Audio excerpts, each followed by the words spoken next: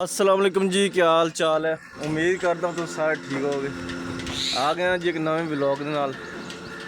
आज की वीडियो की गल होएगी कि तुहानू पता है मई का महीना स्टार्ट हो गया तो जोड़े फार्मर के जड़े जानवर रह चुके हैं ना उन्होंने लैके आया छोटा जहा फार्मूला। ये फार्मूला लाओ जोड़े जानवर हीट नहीं आ रहे या जोड़े जानवर हीट आके उन्होंने हीट सर्कल मुकम्मल नहीं है।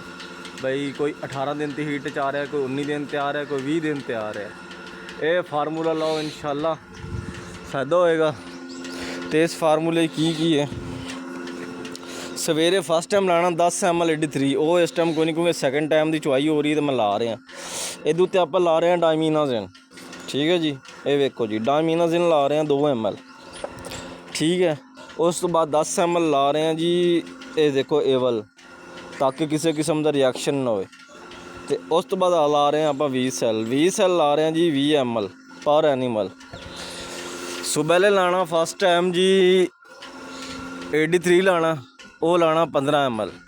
शाम को 2 ml डायमीनाजिन 20 सैल ते नाल लाना जी एवल, वो लाना है तकरीबन 10 ml।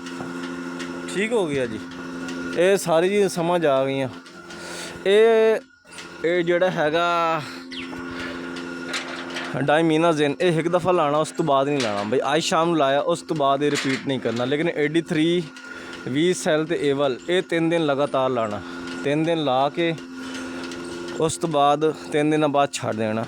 ये याद रखना कि तुहाडी फीड च मिनरल DCP फैट वगैरह A to Z प्रॉपर मिकदार शामिल हो ताकि जानवरों को मिनरल की डेफिशिएंसी ना हो, ताकि ये फार्मूला अच्छे तरह रिस्पॉन्स करे।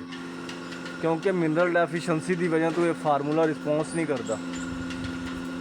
ठीक है जी, आज की छोटी जी वीडियो सी, उम्मीद करना तुहानू चंगी लगी होएगी। ये फार्मूला लाओ तो कमेंट दसो कि इस फार्मूले काम किया या नहीं किया। मिलते हैं नैक्सट वीडियो च। जज़ाकल्लाह।